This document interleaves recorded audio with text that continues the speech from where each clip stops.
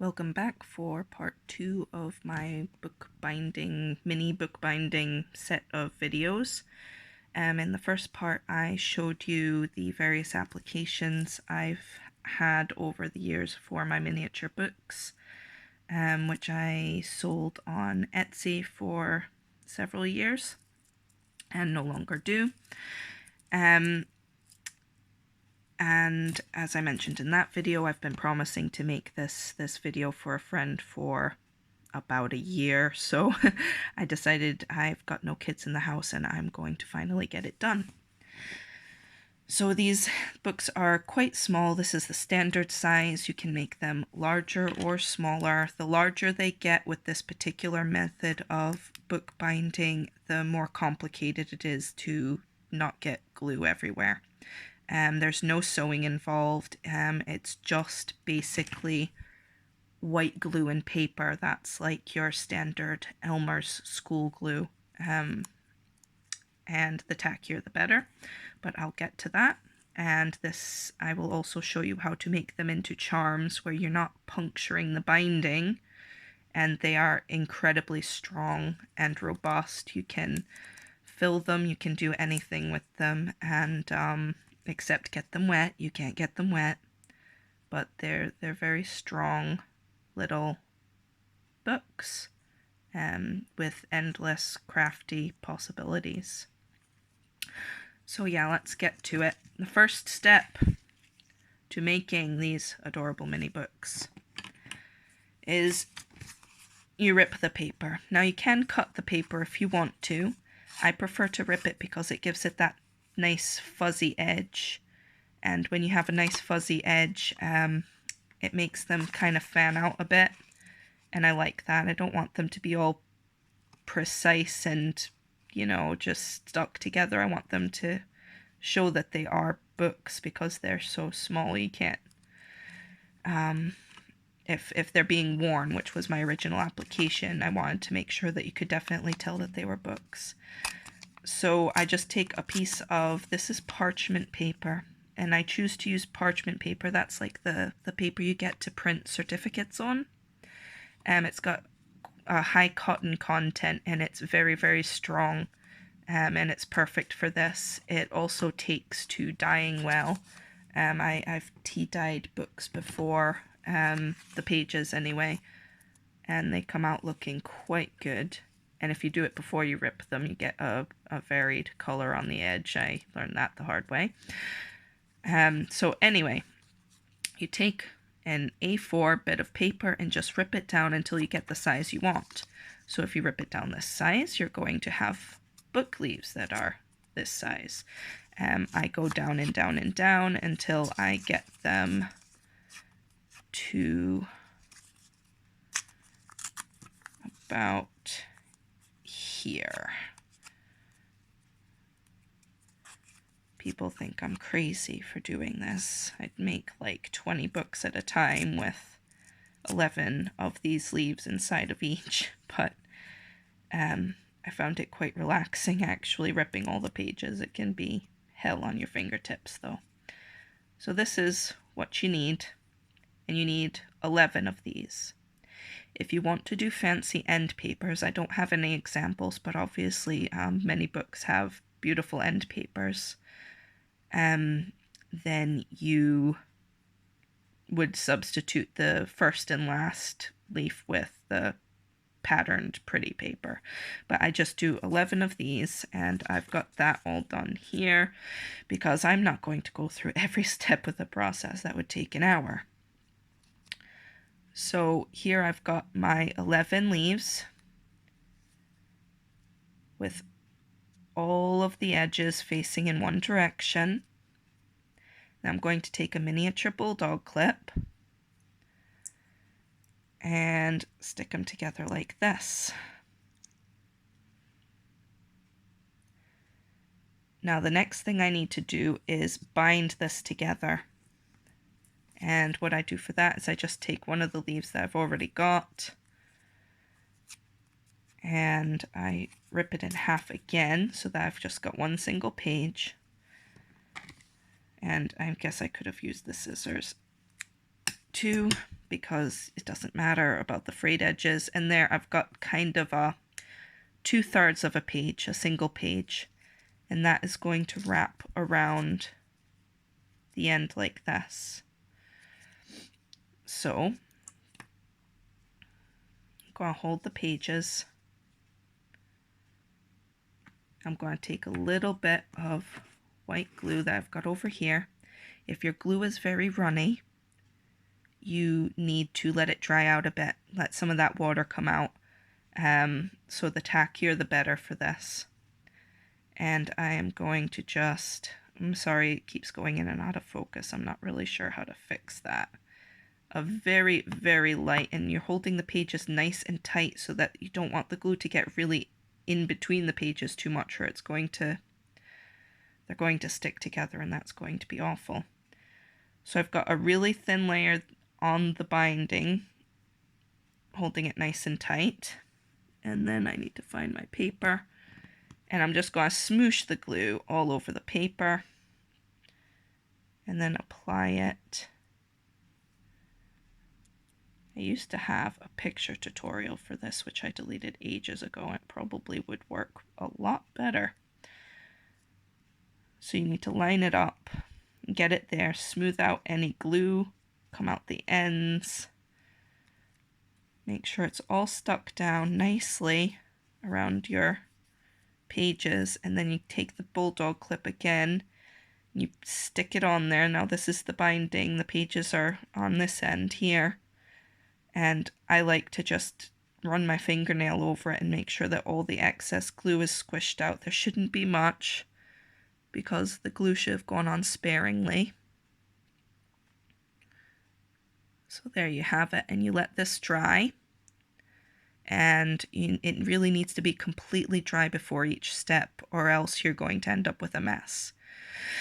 So luckily I have a dry one here. So after it's been all dried, it'll be quite strong, and you can go to the covering step next if you want to. But I'm going to show you how to make a charm, well, how to make it into a charm by using an eye pin. Can't really get that to focus, so this is just a normal eye pin. You measure it against the spine of the book, so you want the charm to stick out about that much, so you have the loop. But you also want to make a tiny hook on the end that's going to hook into the book. This isn't a double charm, but you can work out how to make a double charm easily enough by just making double loops and applying the same method. So I'm going to snip that off, and I'm going to make this into a little hook with my bent nose pliers. So, see the little hook there? Now you take the book, you split it open till it's about halfway, take the little hook, and you put it right in there so that the loop is sticking out the back. Then you're going to take another bit of paper, just like you did to bind it initially, and you're going to apply the same exact method to the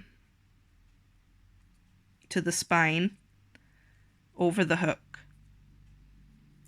You're going to let that dry completely as well, and that will be a really strong little charm. That keeps coming out of focus, probably because this is there. There we go. So that's how you make a single one. If you want to make a double one, I've got an example here of a finished one. Instead of making the hook at the bottom, you just make 2 loops, and you do the exact same thing. You just lay it across the spine and rebind it and let it dry completely. Now the next step is covering. I've got a dried little book here. Before you cover it, you probably want to put your fingernail through each page and make sure that all the pages are unstuck, because they can get stuck with little bits of glue. So fluff it out. Now you're ready to bind it. You need 2 little bits of cardboard. This is like, oh, I don't remember how thick it is, but it's like thicker than a cereal box, but thinner than probably the back of a pad of paper. And you get the correct size by just measuring it against whatever size book you made. You want to make it just slightly, ever so slightly bigger than what you've got with your pages.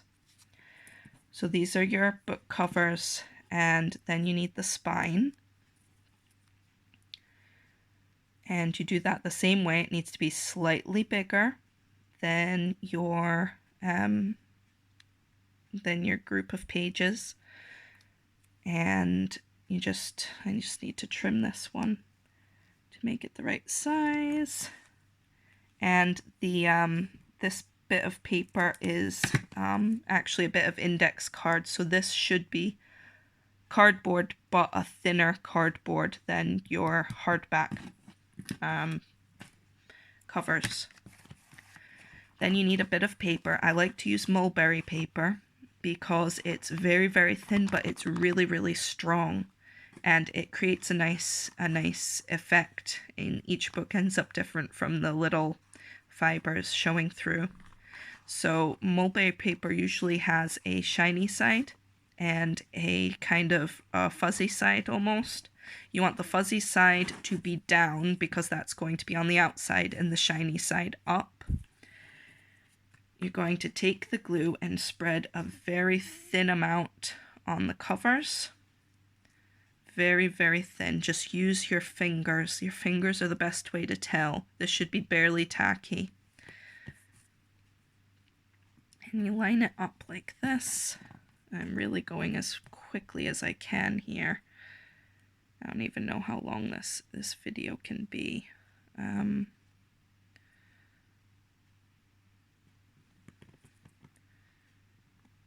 you space it out like with 1 millimeter in between.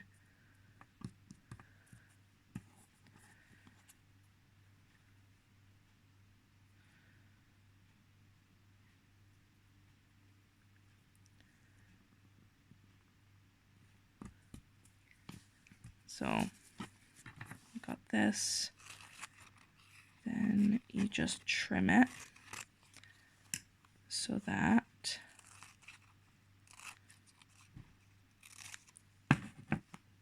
there's excess. Now this spine really should have gone that extra 2 millimeters to the top, but it's really not a big deal at this size.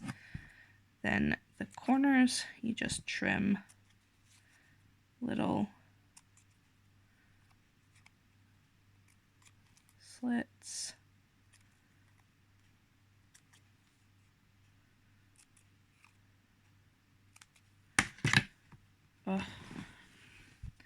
Then you apply the glue to the back of the page.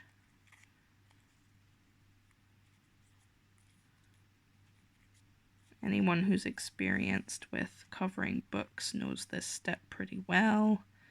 You fold the corners down first.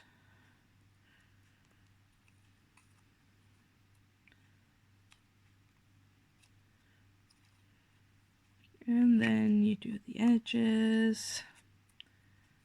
And mulberry paper, and use the glue very sparingly. The mulberry paper is very thin and very absorbent. It will just stick down nicely for you without a lot of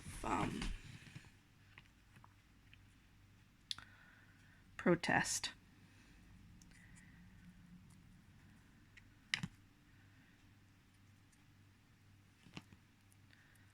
So that's the cover.